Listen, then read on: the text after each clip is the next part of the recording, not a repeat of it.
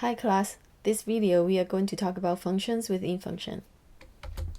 So can you call a function within a function? Obviously, I think you know already, otherwise there would not be such video. But why would you not want to do it as a programmer? And think about who wrote the programming language. Of course, that's the programmer. So no reason to not being able to do it. And in a way, you already know how to do it because in main, if you look at the structure, it's actually a function itself. So, but for demonstration purpose, I'm just going to show you again how you can do it. So, for example, in the last video, we talked about the four numbers being compared and then find out the max and the minimum number. In there, we have a function called order num. There's a part where we swap two numbers, the max and the mean. So we can replace it with a function and do the swapping. And as you can see, because you need these two numbers, the value to come back here, right? And so swap num will be using call by reference. And so this is basically almost copying and pasting the code. I changed the max and mean to n1 and n2 because in swap number is irrelevant whether which number is bigger and smaller. And so for my purpose of understanding my program better, I change it back to n1 and n2. This is exactly the same like the code here, basically just changing the names. I did change the definition or basically the description of the function so that I remember that in this function I'm calling swap num. In the swap num comments, I also mentioned that order num is calling it.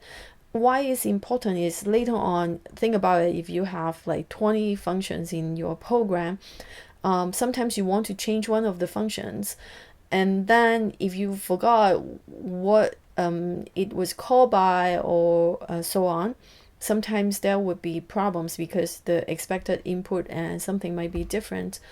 So I usually put that in my comments as well.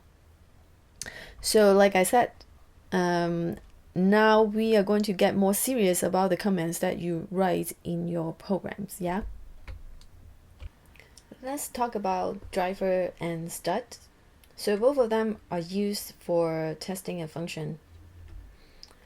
What's the difference of drivers and function? So in terms of driver, it lives outside of the function under test. It has nothing to do with the function itself. The function being tested is completely on its own. The driver just wraps around to test if the function is functioning properly. We've seen it actually in the last video, but I thought I would do it again so that we can compare the two easier in one video. For swap num, for example, if I want to test it on its own, I can just write this very simple 2 lines of code to test it. So A is 22, B is 55. If we swap it, we would expect that A will become 55 and B will become 22. It's that simple. So what is the function under test? The function under test obviously is swap num. So I think this concept is easier to understand than stud.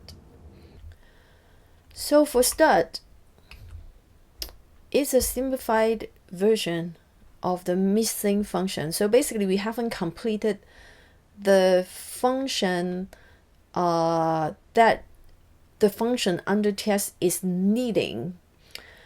And so the stud actually lives inside the function that you are testing.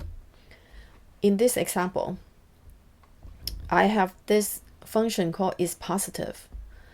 And right now, I mean, we wanted to test if an integer is positive.